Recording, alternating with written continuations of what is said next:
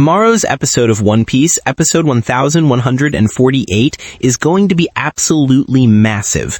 It adapts chapter 1114, titled The Wings of Icarus. But the anime episode itself will carry a different name, The False History, The First Pirate, Joy Boy. And guys, this chapter is legendary. It's the moment Vegapunk drops one of the biggest bombs in the entire series. He reveals to the world the identity of the very first pirate, and that pirate is none other than Joy Boy himself.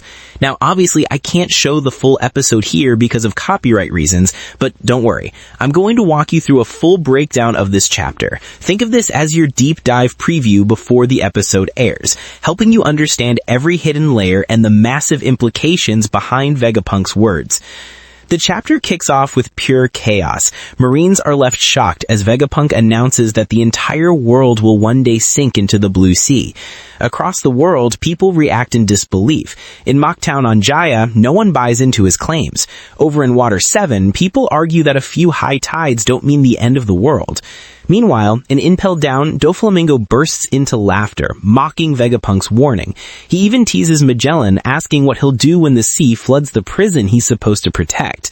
Magellan admits the tides are already rising, just a meter so far, but Doflamingo smirks and says if it goes up another 5, every city on the coast is doomed.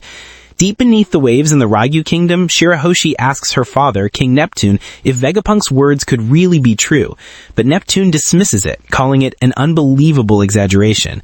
Outside, near Egghead Island, panic spreads among the Marines.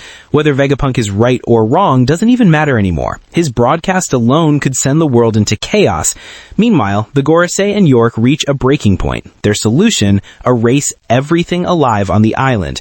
Then comes the next revelation. Vegapunk explains that his data predicts a massive earthquake just days after recording this message. Around the world, characters like Charlotte Smoothie realize that earthquake has already happened, and the aftershock, a 1-meter rise in sea levels across the globe, enough to drown entire coasts and make countless islands uninhabitable. And then Vegapunk says the line that changes everything. If this doesn't happen, forget my words. But if it does, listen to me carefully. The world is stunned. His message isn't just a prediction, it's a warning, because as Vegapunk claims, this isn't a natural disaster. While Vegapunk's message echoed across the world, chaos was unfolding on Egghead. Saturn had completely lost it, attacking the Straw Hats in a fit of rage, screaming at Vegapunk to shut down the broadcast immediately. But instead of finishing them off, Saturn makes a drastic move. He heads straight for the Mother Flame energy core, the power source Vegapunk himself created. And when he gets there, he finds something shocking. It's not a massive reactor like we imagined. It's just a tiny flickering flame, trapped inside a giant containment tank. There, Saturn reverts back to his human form, grabs his staff, and starts smashing everything apart. At that exact moment, Vegapunk's voice continues to speak through the broadcast. He admits something heartbreaking, that his greatest sin was his naive dream of bringing peace and prosperity to the world. And in chasing that dream, he may have flown too close to the sun, just like Icarus. Meanwhile, chaos erupts outside. The ancient robot begins to move. Marines attack from all directions, but nothing can stop it. Dory, Brogy, and Luffy, now back in his normal form, are running through the flames as Workuri relentlessly chases them down. And Vegapunk's message only grows heavier. He says that to explain his sin, he must take the world back 900 years, to the Void Century. Across the world, Emu and the Celestial Dragons watch in silence, some demanding that the transmission be cut off immediately, others too curious to look away. Vegapunk reveals that most of that era's history was erased, but the truth still exists, carved into the poneglyphs.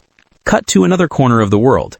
Jaguar D. Sol hears these words and just laughs, calmly enjoying the moment. Vegapunk continues, saying the world government forbade anyone from deciphering the poneglyphs, but he did it anyway. That was his second sin. Thanks to the research left behind by the scholars of Ohara, he managed to decode several stones, and he has no regrets. Back on Egghead, the Straw Hats notice the cloud shifting.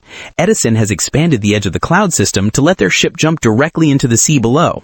As he works, he prays the Thousand Sunny won't fall into Marine hands after all that's happened. Meanwhile, Luffy refuses to give up. Despite Brogy warning him that Workuri can't be hurt, Luffy shouts that his next punch will land for sure. But when he throws it, the pain bounces back and hits him instead.